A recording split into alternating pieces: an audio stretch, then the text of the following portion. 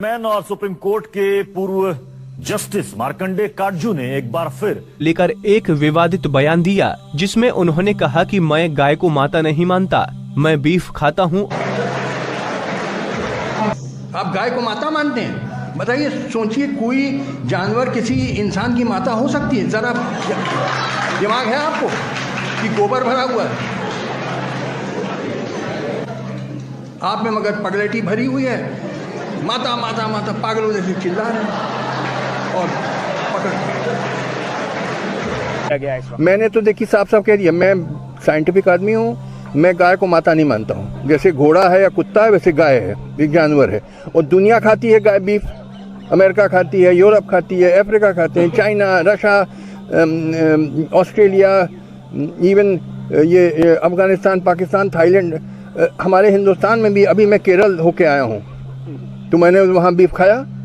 क्या कोई बुरी चीज़ नहीं है? दुनिया खाती है। आप वो सब बुरे लोग हैं, आप ही साधु संत हैं।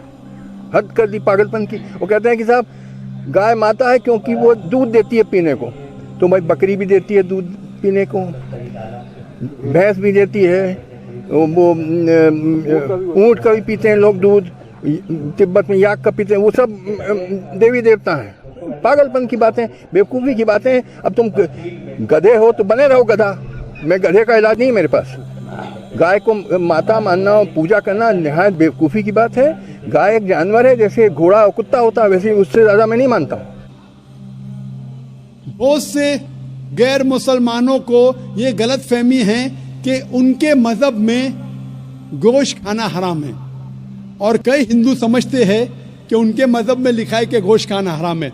और आपने कहा कि हमारे धर्म में गोश्त खाना हराम है। भाई साहब, आपको आपके धर्म का इल्म कम है, इसीलिए मैं कहता हूँ कि हिंदुइज्म जानने के लिए हिंदू की तरफ मत देखिए, हिंदू ग्रंथ का मुताला कीजिए। जब आप हिंदू ग्रंथ का मुताला करते हैं, लिखा है मनुस्मृति में चैप्टर नंबर 5 श्लोक नंबर 30 में, उसमें लिखा है कि ईश्वर ने कुछ जानवर बनाए खाने के लिए और कुछ जानवर को खा जाने के लिए।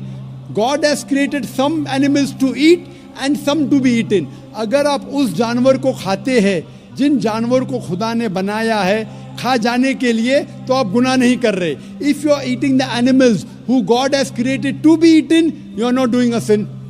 आगे जब पढ़ते लिखा है मनुस्मृति में चैप्टर नंबर 5 में, अध्याय नंबर 5 में, मंत्र नंबर 40 में, कि खुदा ने कुछ जानवर बनाए हैं कुर्बानी के लिए। अगर आप कुर्बानी में जानवर का कत्ल करते हैं तो आप गुनाह नहीं करते।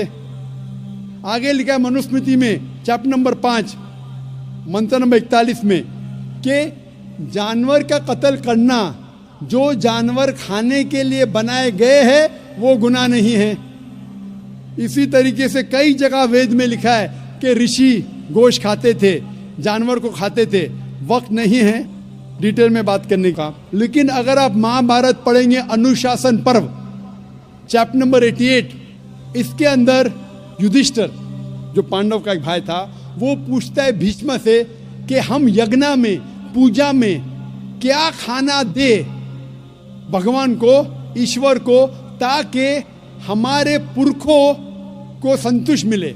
तो भीष्म कहता है युधिष्ठिर से कि आप यज्ञ में अगर भाजी पाला देंगे तो हमारे बाप दादा 1 महीने के लिए खुश रहेंगे।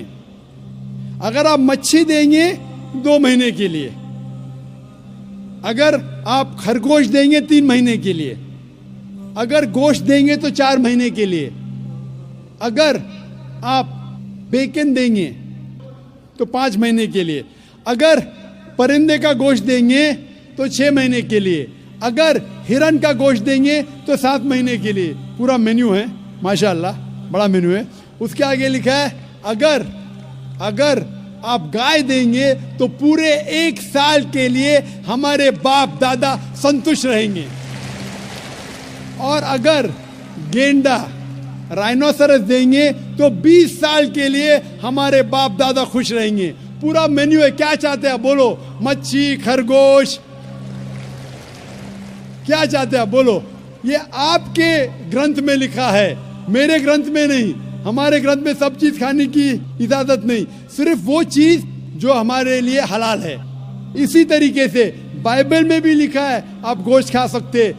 अक्सर धर्म की किताबों में लिखा है कि आप गोश्त खा सकते हैं। आप मेरा अगर एक डिबेट देखेंगे जिसका मौजू था is eating non vegetarian food permitted और prohibited for a human being, क्या इंसान के लिए गोश्त खाना हलाल है या हराम है। और मैंने डिबेट किया था एक जैन के साथ जिसका नाम था रश्मिबाई झवेरी। वो इंडियन वेजिटेरियन कांग्रेस का सदर था, प्रेसिडेंट।